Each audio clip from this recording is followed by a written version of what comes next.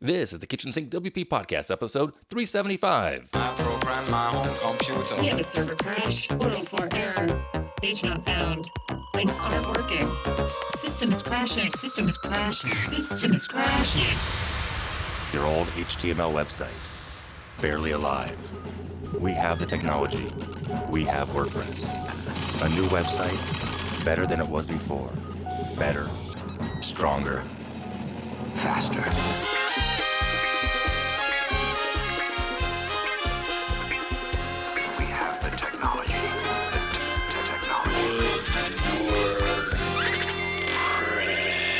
Why, hello everybody, this is Adam Silver, the host of the Kitchen Sink WP podcast. Thanks for being here. Let's get started. All right, upcoming events, there are two of them, technically, sort of. Anyway, first and foremost, WordCamp Venezuela is happening. It's the first one they've ever had. It's May 6th through the 8th. I'm 99.9% sure it's online. It didn't say that in the title, but I'm going to go ahead and assume that. So check that out. And there is a speaker call that is open for WPCAMPUS 2021. It's online for sure. It's September 21, 22, this year. So September 21st through 22nd of 2021. And it's over at WPCampus.org. Actually, 2021.WPCampus.org. And what it is, by the way, it's for higher education. So if you do WordPress in the higher education realm and you want to speak or even attend, you can go check out that information there. All right, moving on, segment one in the news. Two things to talk about here.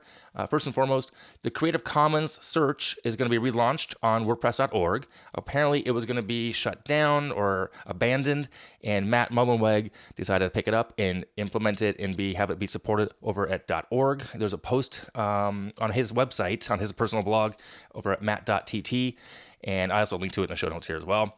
And lastly, I want to share a blog post also over at WordPress.org about Figma. Figma is a design tool, pretty cool. I'm not connected to them, but we use it here. Actually, my agency uses it. And there's a whole blog post about how it's can be integrated with WordPress. So definitely check that out. Really neat article there as well. All right, moving on to segment two, the meat and potatoes of this week's episode. And it's been 8 more weeks. That means it's a Q&A episode. Your questions, my answers, best I can. And I have 4 questions this week. That's right, yeah. So here we go. First one is sent in by Brandy. This one, the question, Brandy says, does disconnecting emotionally from a client or my own work make me a bad owner or entrepreneur? Interesting question. Short answer, no. Of course not. And truth be told, if I'm not mistaken, the work you're doing in question is that of a developer or marketing or branding. You're not a therapist. Now, I mean, therapists have this, I'm sure, much harder to do and not get so emotionally connected. But now regarding the issue of your own work and business, it's hard because we are always pursuing growth, well, usually, and we want to be better. We want to treat our companies in the best possible way, like a child or a family pet, and it's hard. And again, truth be told, I often have feelings that I'm, quote, I don't know, it's like I put in air quotes, I'm afraid sometimes of my own company, that it's taken on its own life, that it's running my life. And I know myself now over the past few years, I've had these ebbs and flows, and I've inadvertently self-sabotaged myself, and it's not myself, the growth of my company. I'll put things off. I won't get a quote back to somebody. I won't do the small project. So then it's a downward spiral. It's not a good place to be. So I think it's natural and healthy to have some distance when you are working with a client, and that way, if and when it overlaps, you just don't want it to overlap too much because it can be weird in a possible separation. So the answer is no. And I think a piece of advice, get a project manager. That was one of the best things I did. And that way, it can be kept at arm's length, and I can disconnect emotionally from client work when needed. And I don't feel like I'm bad. I'm just like, hey, it's a business choice, plain and simple. Have the PM or have whatever it is you want to call it, project manager, account manager, have them make the phone call and talk to the client and not get so connected because they don't own the company. That makes sense? All right. So I hope that helps. I believe it does. All right, moving on to the second question. This one's sent in by Brian. Endpoints. What are they and why do I care? Okay. Well, technically, an endpoint is a remote computing device that communicates back and forth with a network. like a desktop or a laptop or a smartphone. But I realized that this was not quite the question that Brian was trying to ask. I just had a feeling, so I reached out and I said, what do you mean? So he started talking about e-commerce, and he meant more about APIs and webhooks. So the definition of that, just so you know, Brian, a webhook is an HTTP callback. Okay, it's a post that occurs when something happens. In this case, for example, it's a real-time notification when you buy something online. Let's say, in my case, if someone bought my ebook off of the KitchensinkWP podcast website, I get notification that a payment was made via Stripe. Stripe sends the receipt to you. That is all a webhook and an endpoint does. It's that immediate notification that something has happened in the e-commerce space. It is important to know how they work in the sense of make sure you do it right, because when they break, sometimes those emails don't get sent and access isn't granted. That said, PayPal and Stripe have really good documentation. So does Square. WooCommerce has it there as well. So don't be afraid of it. Just kind of read through the documentation and make sure that you have the right URLs in the right places, and things should be just fine. All right. So what's the next question here? Next question is, hi, Adam. You've spoken about pricing in the past, and I'm wondering, is it okay to consider the scale and revenue of a company for pricing? i.e., do large companies expect to pay more? Oh, this was a sent in by Anonymous. Well, not like the Anonymous, but just their name is not there. Anyway, interesting question. Yeah, my answer is yes, no, maybe. Well, I would say this. First and foremost, know what your actual costs are. Then price your service based on the value of what you're offering.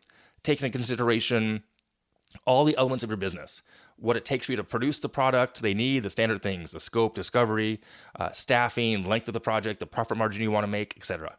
And on the flip side of this coin, of this question really, is when nonprofits. I always hear people, do you offer a nonprofit discount? Do you give that discount kind of thing? And it depends. But keep in mind, people, that a nonprofit is simply a tax classification. It doesn't mean that that company or that group doesn't have any money. I mean, lots of nonprofits have lots of money. So kind of consider that. Don't just give away money for no good reason. We do offer nonprofit discounts at times, but they have to ask and they have to prove it. I need that 501c3 documentation. Just keep that in mind. So profit margins and discounts are up to you, the business owner. Now, I will say this. I'm going to share a story, true story, that when I was doing Macintosh consulting back in the day, I did charge more for certain clientele because they expected to pay more. I mean, I was living in Southern California. Many of them were in the entertainment industry, and I lost business because I was informed by a good friend of mine, a competitor / friend, that my prices were too low. And those people, actors and producers in the industry, saw me as cheap and inexperienced. And so it's crazy as it sounds, there's that perceived value in pricing. So yes, I think it's okay to charge more when you want to, not when you want to, but it's okay to charge more based on the revenue or scale of a company, because they may expect it the same thing. I think times have changed in some areas of the world, but then again, I could be completely wrong. But there is perceived value in pricing. So keep that in mind, and don't just discount things just for the heck of it. So just know your costs and offer value. That's what I would say. Okay. And the last question was sent in by Julia.